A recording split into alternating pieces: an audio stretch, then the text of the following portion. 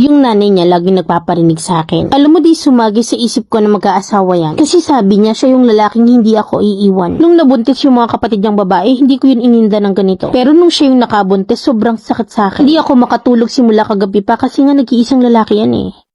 Since 2022 ay magkasama na kami. 26 years old na kami pareho, so technically na ideal na para magpamilya or mag-asawa. Ever since alam ko na mamas boy siya at tanggap ko yun nung una. Na kasi ang sweet ng dating. Sabi ko pa nga na gusto ko kapag nagkaroon ako ng anak ay ganun din ako kamahal ng magiging anak ko. Fast forward ay nagsama kami ng boyfriend ko sa bahay nila. Na kasi nga buntis na ako pero nakunan din ako. Dahil nga sa maselan yung pagbubuntis ko at that time. Bedrest ako sa bahay nila habang siya naman ay pumapasok sa trabaho. Nung time na nalaman ng nanay niya na buntis ako, hindi niya yun matanggap. Lagi siyang nagpaparinig sa akin or may time pa nakakausapin ako ng nanay niya. Lalo't may pagkakataon na kaming dalawa lang. Alam mo, di sumagi sa isip ko na mag-aasawa yan. Kasi sabi niya sa akin, siya lang yung lalaking hindi ako iiwan eh. At nung nabuntis yung mga kapatid niyang babae, hindi ko yun ininda ng ganito. Pero nung siya yung nakabuntis, sobrang sakit sa akin. Hindi ako makatulog simula kagabi pa. Kasi nag-iisang lalaki yan eh. Sobrang sumama yung loob ko nang marinig ko yun. Di ko alam, siguro dahil na rin sa hormones ng buntis. Hanggang sa nakunan ako. Feb 14 ay Valentine's Day. Nagsabi sa akin yung partner ko na hintayin ko siya at pag uwi daw niya galing trabaho ay kakain kami sa labas. 5 PM pag uwi niya, binigyan niya ng bulaklak ang mama niya at ako. Sabay sabi niya, maalis tayo, kain tayo sa labas, i-date ko kayong dalawa. Sabi ng mama niya, hindi okay lang naman ako dito, uwian niyo na lang ako. E di ang akala ko okay lang talaga. Nung paalis na kami, nakalimutan ko yung bag ko sa loob ng bahay. At nung binalikan ko yung bag ko ay nakita ako ng mama niya. At ang sabi ng mama niya sa akin, alam mo nung wala ka, lagi akong dinedate ng anak ko kahit pa may mga naging ex yan. Lagi niya pa rin akong kasama. Dumating ka lang na wala na yung attention niya sa akin. Paglabas ko ng bahay nila, naiiyak na ako. Hindi ako makalabas kasi ayokong makita yun ng partner ko. At sabi ko sa kanya na sila na lang ng mama niya ang lumabas kasi sumama bigla yung pakiramdam ko. Tapos sabi niya sa akin, sige ayain ko ulit. Inaya niya nga ulit pero ayaw daw talaga eh. At ang sabi, uwian na lang daw namin. So tumuloy na kami. After ng araw na yun ay umuwi ako sa bahay namin at ang sabi ko, hindi ko na kaya sa bahay nila kasi nga namimiss ko yung mama ko. Pero ang totoo, wala akong sapat na tulog sa bahay nila. Habang tulog kasi kami sa sahig ng 3 AM ay bigla na lang naglalampaso yung nanay niya. Tapos dadaanan ako ng walis sa sasadyain niyang patayin yung electric fan na para papakin ako ng lamok. At kapag nakikita niya nakadantay sa akin ng partner ko habang tulog, sasabihan niya ako ng, huwag kayong magyakapan habang tulog at baka naman hindi na makahinga yung anak ko. Na kahit nakakita naman niya na anak niya yung yumayakap sa akin at nakatalikod ako sa anak niya. After almost half year ay nagsama ulit kami. Kinuha niya ako sa bahay namin kasi gusto niya talaga na magkaroon kami ng sariling pamilya. Pero nag-usap kami, nabubukod na kami kasi ang sabi ko ayoko talagang nakikipisan ako sa kanila at agad siyang naghanap ng mauupahan. 2 years after namin magsama ay nabuntis ulit ako. Pinilit ko na magtrabaho pa rin kasi sabi naman ng OB ko ay safe naman daw kami hanggang 7 months. At pwede pa naman daw akong mag-work. Ngayon ay naka-maternity leave na rin ako kasi nga hindi na rin ako komportableng bumiyahe at due date ko na rin ng June 2026. Nagbukod kami ng partner ko pero malapit lang din dito sa bahay nila. Ayoko sana pero sabi ng partner ko, sabi daw ng nanay niya ay doon kami umupa. Yun daw malapit sa kanila na para daw kapag nagkaroon kami ng anak ay mabibisita niya agad yung bata. Tsaka mas mababa yung upa doon kaysa sa ibang bahay. Dagdag niya pa na mas makakaipon kami kaya naman pinagbigyan ko. By the way, hindi naman namin iniwan na nag-iisa sa bahay yung biyanan ko. Kasi yung ate ng partner ko na mayroong asawa ay doon din nakatira pati na rin yung bunso nila na 24 years old. Noon na hindi pa ako buntis ay yung partner ko ang laging takbuhan ng nanay niya. Ni ultimo pambaon ng pamangkin niya ay sa partner ko pa rin hinihingi. Na ako sa akin rin nangungutang yung nanay niya pero wala na yung balikan. Minsan 2K, 3K, etc. At sasabihin pa na wag mo nang ipaalam kay ano ha at baka magalit yun sa akin eh. Bayaran ko na lang sa'yo next week. Nung isang beses ay hindi ko na siya napahiram dahil nga kailangan ko rin ng pera. Alam ko kasi na hindi niya yun maibabalik so ako yung mawawalan ng pera kapag kailangan ko na. By the way, yung partner ko ay merong kapatid na bunso na meron ding maayos sa trabaho at walang ibang pinagkakagastusan kundi ang sarili niya. Pero hindi mo lang makabili ng grocery sa bahay nila or panggastos man lang, wala man lang kaambag-ambag sa bahay. Sinabi ko yun sa partner ko na obligahin naman nila yung kapatid nilang yun na bunso na para naman hindi sa kanya palagi nakaasa yung mama niya. Na kasi nga magkakaroon na rin kami ng sariling pamilya. Pero ang katwiran ng partner ko, hayaan mo na yun, hindi nagbibigay eh. At yung mama niya hindi rin naman inuobliga na magbigay. Na kasi alam niya na nandyan yung partner ko na palaging nakasalo sa kanila. Yung partner ko yung nagpapaaral sa bunso nilang kapatid hanggang sa mag-college. At nung umupa kami, akala ko mababawasan yung obligasyon niya sa mama niya pero hindi pala. At ngayon nabuntis ako, palaging nagchat yung mama niya nang maghuhulog ako kay Bombay, wala akong panghulog, baka may extra ka pa dyan. At kapag nireply ng partner ko na wala rin akong pera dito ma, pambili ko na lang din to ng gamit ng bata. At sasabihin ng nanay niya na dapat di na muna kayo namili bumili. Ano bang inuuna nyong bilhin? Malayo pa naman na, hindi pa naman yan kailangan. Take note na baru-baruan pa lang naman ang meron kami at ako pa yung nagpundar no. Na habang nagtatrabaho ako, inuunti-unti ko na para konti na lang ang bibilhin niya. Tapos yung nakaraan, nabasa ko sa convo ng mama niya na, "Nak, sendan mo nga ako ng 200. Gusto kong magsugali, wala na akong pera. Nak, gusto kong maglaro, naboboring ako eh. Baka may 200 ka dyan." Hindi lang isang beses, 3 beses na laging ganyan ang chat ng mama niya sa kanya. Nasimula nang nauso yung online sugal na yan, laging nagpapakash in. Na kapag hindi mo pinagbigyan, magagalit. Gusto kong magalit pero hindi ko magawa. Iniisip ko pa rin na baka mapasama at buntis ako. Gusto ko lang talaga maglabas ng sama ng loob ko, Mami Len. Mali ba ako or madamot ba ako? Nawawalan na ako ng amor sa pamilya niya simula ng unang beses na pagtira ko sa kanila. Letter sender, Gina.